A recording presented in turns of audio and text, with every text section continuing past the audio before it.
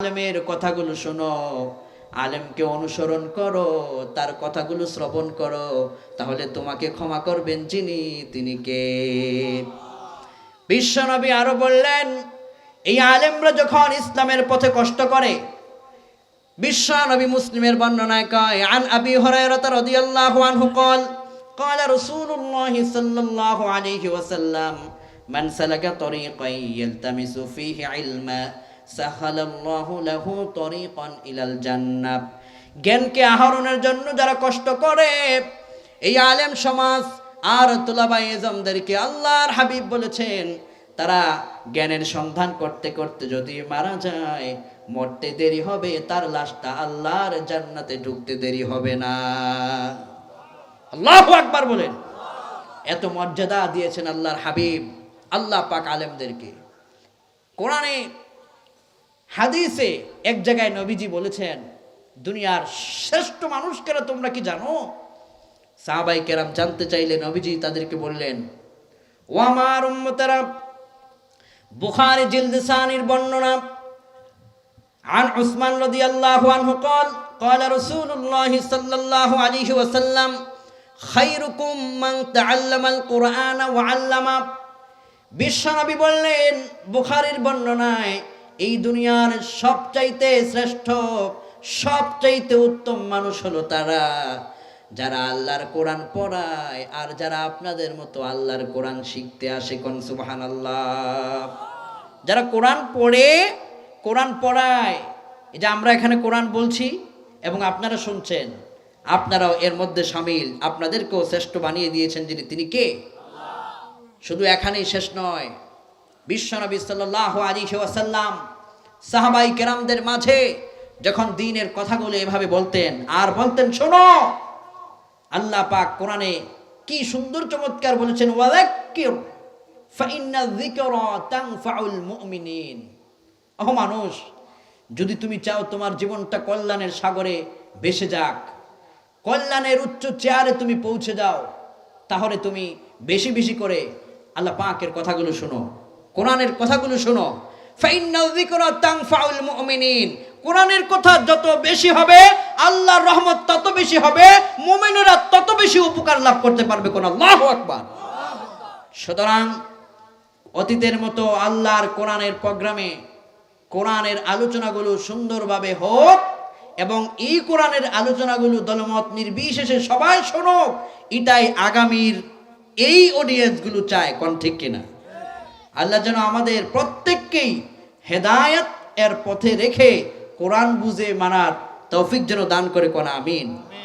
যেটা বুঝাতে চেয়েছিলাম আমার ভাইয়েরা, এক নম্বর ছিল আল্লাহর জমিনে আল্লাহর আইন বাস্তবায়নের জন্য আল্লাহর পথে নিজেকে উৎসর্গ করা। দুই নম্বর ছিল জিহাদ ফি সাবিলিল্লাহর পথে নিজেকে এগিয়ে নিয়ে যাওয়া। তিন নম্বর হচ্ছে এমন একজন লিডার, এমন একজন নেতার অনুসরণ করা, যেই নেতা দুনিয়ার কোনো মানব রচিত মতবাদ দিয়ে দেশ চালায় না, তিনি দেশ চালায় আল্লাহর কোরআনের কনস্টিটিউশন দিয়া। কোন ঠিক কিনা? আর তিনি ছিলেন বিশ্বনবী মুহাম্মাদুর রাসূলুল্লাহ সাল্লাল্লাহু। আপনার আমার প্রিয় রসুলের ব্যাপারে কি কোনো সন্দেহ আছে? যে সন্দেহ করবে তার কি ঈমান থাকবে? রসুলের কনস্টিটিউশন কত সুন্দর ছিল দেখেন। আল্লাহর হাবিব সাল্লাল্লাহু আলাইহি ওয়াসাল্লাম মক্কাতে তো ইচ্ছা মতো মার খেয়েছেন, মক্কাতে নির্যাতিত হয়েছেন, সাহাবায়ে কেরামদের রক্ত ঝরেছে, সাহাবায়ে কেরামরা 3 দিন পর্যন্ত খাবার পান নাই। শিয়াবে আবি তালেবে কারাগারে বন্দী ছিলেন। বিশ্বের দুনিয়ার শ্রেষ্ঠ নবী মুহাম্মদ সাল্লাল্লাহু আলাইহি ওয়াসাল্লাম মদিনা মুনাওয়ারায় যখন তাশরীফ আনলেন, লোকেরা যখন শুনলেন আজ মদিনায় মুহাম্মদ সাল্লাল্লাহু আলাইহি ওয়াসাল্লাম আসবেন, নবীজিকে তারা ইস্তেকবাল করলো, স্বাগত জানালো। আল্লাহর হাবিব মদিনায় গিয়ে ইসলামিক স্টেট কায়েম করলো। ওই স্টেটের একটি দৃষ্টান্ত আমি আপনাকে দিই, তা হচ্ছে সাহাবায়ে কেরাম যারা ব্যবসা বাণিজ্য করতেন, সাহাবায়ে কেরাম যারা দোকানে বাজারে দোকানদারি করতেন, আজান হয়ে গেল, ওই আজানের সময় তারা তাদের দোকান খুলে, দোকানের যেই ক্যাশ থাকে, ক্যাশে তালা না ঝুলিয়ে খোলা অবস্থায় তারা মসজিদে নববীতে চলে গেল। ভিন দেশ থেকে কিছু দর্শনার্থীরা এলেন, যারা ভিন দেশে ভিন্ন ধর্মের প্রচারক, ওনারা এলেন, এসে দেখলেন সালাতের সময় দোকানপাট খোলা, ওই দোকানের কোনো পাহারাদার নাই, ক্যাশের কোনো তালা বক্সে তালা দেওয়া নাই, তাদের সম্পদগুলো দেখা যাচ্ছে।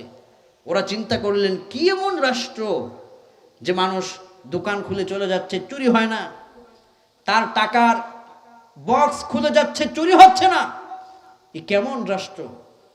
একটু পরে সালাত সম্পন্ন হলে সাহাবায়ে কেরাম তাদের দোকানে ব্যবসা বাণিজ্যে আসলেন।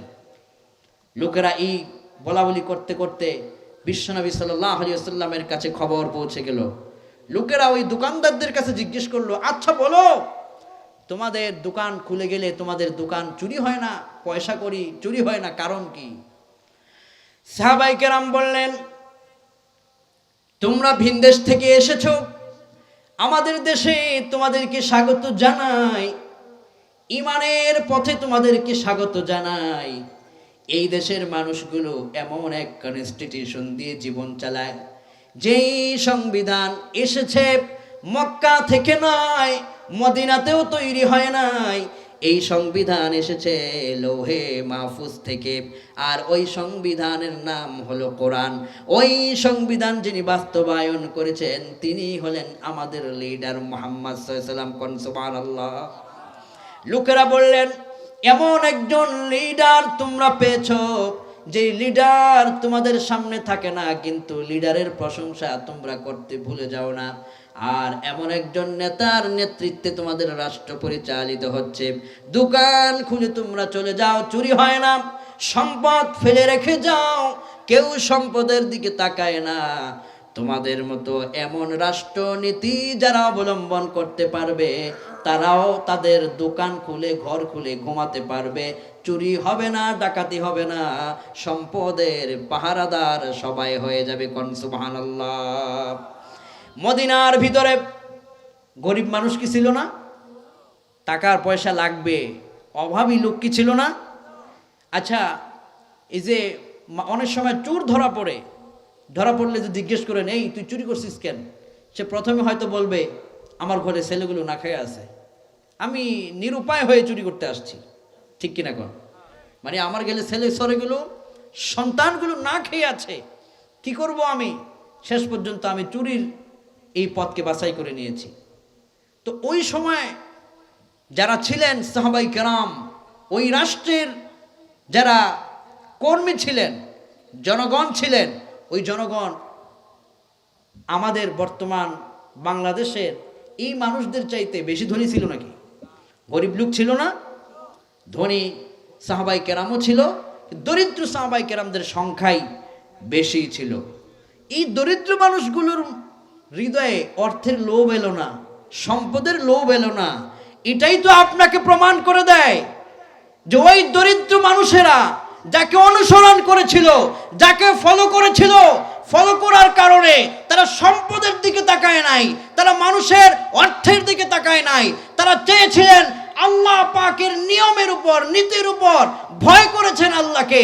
যে মুহাম্মদ সাল্লাল্লাহু আলাইহি ওয়াসাল্লামের আদর্শে আদর্শবান হয়ে মদিনার রাষ্ট্র গোটা দুনিয়ার একটি আদর্শ রাষ্ট্র প্রমাণ হয়েছে, সেই মুহাম্মদ সাল্লাল্লাহু আলাইহি ওয়াসাল্লামের আদর্শ দিয়ে যদি আগামীর বাংলাদেশকে সাজানো যায়, তাহলে আগামীর বাংলাদেশও চোর, জিরাকারী, চুরি কারবারি, দুর্নীতিবাদদেরকে খুঁজে পাওয়া যাবে না ইনশাআল্লাহ। একটা উদাহরণ দেই, আমাদের বাংলাদেশে একজন আলেম, তিনি দীর্ঘ সময় তিনি পার্লামেন্টে ছিলেন। আপনারা কি তার নাম বলতে পারবেন? কি নাম? মাশাআল্লাহ, কোরআনের পাখি আল্লামা দিলওয়ার হুসাইন সাঈদী রহমাতুল্লাহ। আমি যখন ওনার জানাজার খবর পেলাম, আমি সকাল প্রায় 8টার দিকে ওনার পিরোজপুরের সেখানে উপস্থিত হলাম।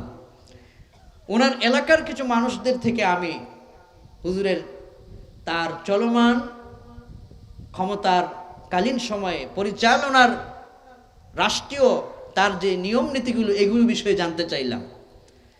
মানুষগুলো প্রথমেই বলছিলেন যে ইনি ফেরেশতার মতো, কোনো মানুষ যদি আসতো তার পকেটে টাকা না থাকলে ইঙ্গিত দিত পিএসকে, তাড়াতাড়ি তুই টাকা নিয়ে আয়, এই লোকের মেয়ের বিয়ে হচ্ছে না, এই লোককে মেয়েকে বিয়ে দেওয়ার জন্য যে টাকাটা প্রয়োজন, ওই টাকাটা আমাদের নিজস্ব তহবিল থেকে দিয়ে দেয়। পিএস অনেক সময় বলতেন যে হুজুর, রাষ্ট্রীয় যেই পয়সা করি আমরা রেখেছিলাম, এই পয়সা করি তো অনেক আগেই আপনি শেষ করে দিয়েছেন, আর আপনার নিজস্ব তহবিলও এখন অনেক কমে গিয়েছে। হুজুর তখন বলতেন, নিজস্ব তহবিল বলতে কিছু নেই, সব তহবিল আমার আল্লাহ পাকের। আল্লাহর তহবিল থেকে আল্লাহর মানুষকে দিবা, তোমার কিসের চিন্তা? যে মানুষটি রাষ্ট্র ক্ষমতায় গিয়ে এক পয়সা অর্থের দুর্নীতি অনুবীক্ষণ যন্ত্র দিয়ে খুঁজে পাওয়া যায় নাই, সেই মানুষটা এরকম নিয়ম নীতি করে এরকম মানুষগুলো যদি আগামীর সংসদে পাঠাতে পারেন, তাহলে অন্তত এই বিশ্বাসটা রাখতে পারেন যে বাংলার মাটিতে দুর্নীতি আর অনিয়ম ইনশাআল্লাহ খুঁজে পাওয়া যাবে না। কোন ঠিক কিনা? আমরা যেন ব্যর্থ না হই, আমরা যেন বুঝতে ভুল না করি, যেন মানুষ এটা না বুঝে যে কোরআন শুধুমাত্র এক নিজস্ব দলীয় কোনো এক কনস্টিটিউশন না। এই কোরআন সকল দল মত নির্বিশেষে সকল মানুষের জন্য। কোন ঠিক কিনা?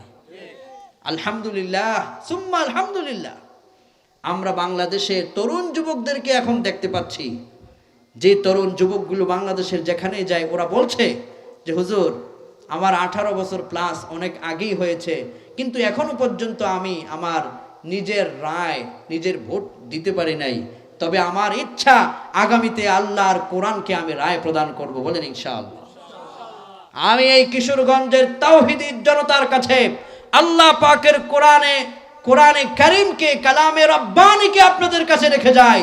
আগামী দিনে যদি প্রয়োজন হয় ইনশাআল্লাহ আল্লাহর কোরআনকে আপনারা রায় দিবেন। বলেন ইনশাআল্লাহ। আয় আল্লাহ, কোরআনের পথে থেকে, কোরআনের মতে থেকে, কোরআনের জন্য কাজ করার তৌফিক তুমি এই জাতিকে দান করিও। কোন আমিন।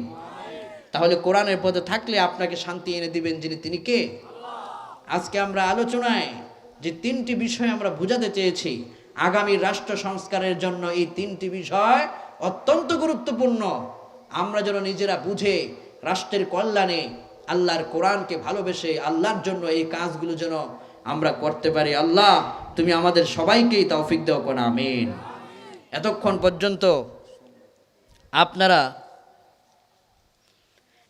পর্যন্ত আপনারা যারা বসেছেন, কষ্ট করেছেন, রাত প্রায় 12টা হয়ে গেছে। এই দীর্ঘ রাত আপনারা বসছেন। আপনাদের কাছে একটা অনুরোধ, সালাতুল ফজর আমরা কেউ মিস করব না ইনশাআল্লাহ। যদি মিস করেন তাহলে আমাদের এই আয়োজন, এই কমিটির এত সুন্দর আয়োজন, এটা বিফল হয়ে যেতে পারে। আমাদের সব কিছু আয়োজন আল্লাহ পাকের জন্য। এজন্য আমি আমার প্রতিটি প্রোগ্রামে, এখন প্রায় প্রতিটি প্রোগ্রামেই আমি 10টায় আলোচনা শুরু করি, 11:30টায় শেষ করি, যাতে করে মানুষ 12টার মধ্যে বাড়িতে যেতে পারে, ঘুমিয়ে যেন সালাতুল ফজর পড়তে পারে। এরকম একটি প্রোগ্রাম, এই নিয়মেই আমাদের করা উচিত।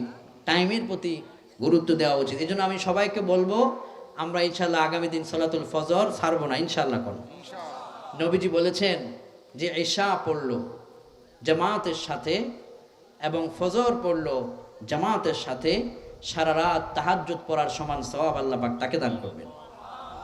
আমরা পারবো তো ইনশাল্লাহ পড়তে? আল্লাহ তুমি তৌফিক দিও। কোন আমিন। আপনাদের কষ্ট হয়েছে আমি জানি, এজন্য আপনাদেরকে আমি ক্ষমা চাচ্ছি আপনাদের কাছে।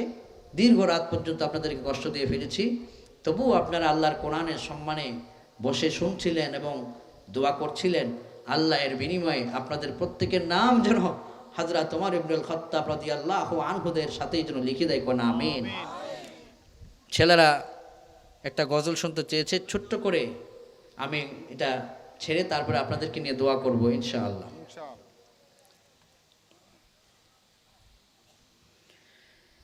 হে রাসূল তোমাকে ভুলি আমি কেমন করে, হে রাসূল তোমাকে ভুলি আমি কেমন করে, হাজারো ব্যথা বেদনার পরে ফিরে আসনি তুমি আপন ঘরে, দিনের আলো তুমি ছড়িয়ে দিতে চলে গেলে মদিনায় মক্কা ছেড়ে। হে রাসূল তোমাকে ভুলি আমি কেমন করে, বলুন হে রাসূল তোমাকে ভুলি আমি কেমন করে। খেয়ে না খেয়ে দিন প্রচারের কাজে নিজেকে দিয়েছিলে বিলিয়ে, খেয়ে না খেয়ে দিন প্রচারের কাজে নিজেকে দিয়েছিলে বিলিয়ে। তায়েফের কাফিরেরা চিহ্ন না সে আলো, দুষ্ট ছেলেদের পিছু দিল লেলিয়ে। পাথরের আঘাতে ক্ষত বিক্ষত হয়ে, পাথরের আঘাতে ক্ষত বিক্ষত হয়ে সারা শরীর থেকে রক্ত ঝরে। হে রাসূল তোমাকে ভুলে আমি কেমন করে, হে রাসূল তোমাকে ভুলি আমি কেমন করে। সবাই বলুন আমিন। এই ছোট্ট গজলটা সত্যি আপনাকে এমন এক জগতে পৌঁছে দেয়। রসুল খেয়ে না খেয়ে দিন প্রচারের কাজে নিজেকে কত সময় আত্মনিয়োগ করেছিলেন, আর পাথরের আঘাত কতই না সহ্য করেছিলেন। আহারে, তায়েফে যারা এখানে কেউ আছেন, তায়েফ গিয়েছেন? মাশাআল্লাহ, অনেক আছেন, আলহামদুলিল্লাহ আলহামদুলিল্লাহ। এটা মুনাব্বর। তায়েফে আপনারা যারা গিয়েছেন, আপনারা দেখেছেন না, তায়েফে মসজিদে আব্বাস থেকে একটু দূরে আসলে বিশাল এক পাহাড়। আলহামদুলিল্লাহ, আল্লাহ আমাকে কতবার নিয়েছেন। এই বিশাল পাহাড়ের উপরে দেখবেন যে বড় একটা পাথরের এক টুকরা, এবং এই পাথরের নিচে ছোট্ট দুটা দুটা কঙ্করের মতো পাথর দিয়ে বিশাল পাথরটাকে ধাক্কা দিয়ে রাখা হয়েছে। এই ইতিহাস যখন আমি গবেষণা করলাম, সেই ১৫০০ বছর আগের ইতিহাস। মুহাম্মদ সাল্লাল্লাহু আলাইহি ওয়াসাল্লাম এই জায়গা দিয়ে তায়েফের, ওই যে শুনছেন না তায়েফে পাথর মেরেছে, এই জায়গাটা, সেই জায়গাটা এখনো আছে। ওখানে রাসূল সাল্লাল্লাহু আলাইহি ওয়াসাল্লাম হেঁটে যাচ্ছিলেন, আর কাফেরেরা ওই বিশাল পাহাড়ের উপরে উঠে বিশাল পাথর নবী মুহাম্মদ সাল্লাল্লাহু আলাইহি ওয়াসাল্লামের উপর ফেলে দেওয়ার জন্য পাথরের টুকরা নিয়েছেন। ওই পাথর পড়লে কোনো মানুষ বাঁচতে পারে না। আল্লাহ পাক আসমান থেকে জিবরাইলকে বললেন, রে জিবরাইল, এই বিশাল পাথরকে আমি আল্লাহ বানিয়েছি, এই পাহাড়কে আমি আল্লাহ বানিয়েছি।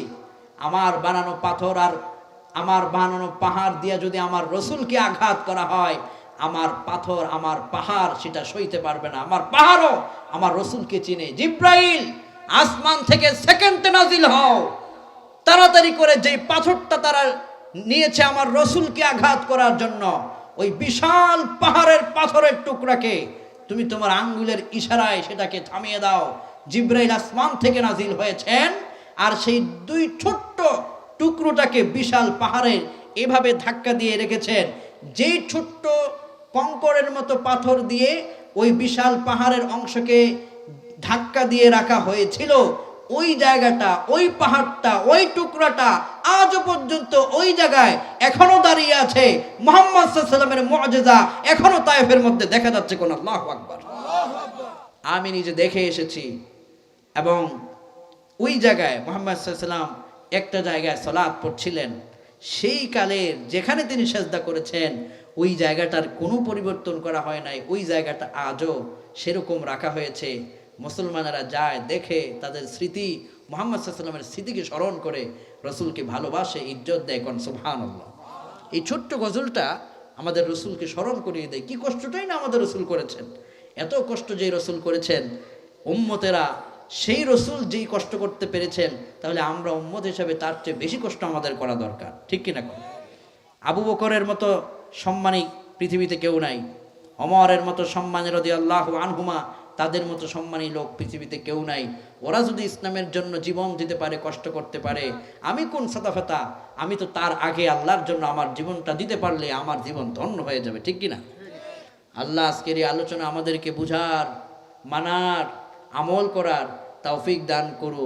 আল্লাহ তুমি আমাদেরকে মাফ করে দাও, কোন আমিন। আজকের এই ছোট্ট পরিসরে যারা বসেছেন দীর্ঘ সময় ধরে, আপনাদেরকে আমি হৃদয় থেকে ধন্যবাদ জানাচ্ছি। এখনই আমরা দোয়া করবো ইনশাআল্লাহ, কেউ উঠবেন না। আর এই হাফিজ ভাই, তিনি আপনাদের ইমাম নাকি? মানুষটা ছোট্ট, কিন্তু হৃদয়টা, তার ব্যবহার খুব সুন্দর। আমাকে সেই মনে হয় 2022 সালে আমি একবার এসেছিলাম, সেই দিন অর্থাৎ সেই বছরে যেই প্রোগ্রামে আমি এসেছিলাম, আপনাদের এই ইয়াং ছেলেগুলো ওরা আছে, আপনারা যে একটা ভালোবাসা আমাকে দিয়েছিলেন। একটা মানুষ রেস্টের জন্য ডেট রাখে, ওই ডেটটা তো দেয় না, কোনো বক্তারা এটা দিবে না। কারণ অন্তত ডক্টরদের পরামর্শ হলো আপনি সপ্তাহে 7 দিনের পর 8ম দিনে আপনি রেস্ট করবেন, এবং ওই দিনে আপনি খাওয়া দাওয়া শুধু করবেন, ওই দিন আপনি সম্পূর্ণ রেস্টে থাকবেন, কেননা আপনাকে কথা বলতে হবে। সেই নিয়মে প্রতি আলোচক যারা নিয়ম শৃঙ্খলা মেনে আলোচনা করেন, ওনারা সপ্তাহে নিম্নে 1 দিন, 2 দিনও অনেকে রাখেন, এভাবে করে রেস্টের জন্য রাখতে হয়। কিন্তু ভাই আমাকে অনুরোধ করেছেন, আপনাদের ভালোবাসার সেই যে 22 সালের কথা স্মরণ হওয়াতে আমি সাথে সাথে রেস্ট কেটে প্রোগ্রামটা আমি দিয়েছি। আমি আপনাদেরকে ধন্যবাদ জানাই যে আপনারা এই গরমের মধ্যে এবং নানান রকমের কষ্ট স্বীকার করে আপনারা এসছেন, এবং তরুণ যুবকগুলো এসছে। এরা এখন ফেসবুক ইনস্টাগ্রামে থাকতে পারত, কিন্তু তা না করে তারা মাহফিলের ভিতরে বসে আছে। তরুণ যুবকগুলো, আল্লাহ এই তরুণ যুবকদেরকে আগামীর ওমর বানায় দেখ করেন, আমিন, আল্লাহুম্মা আমিন।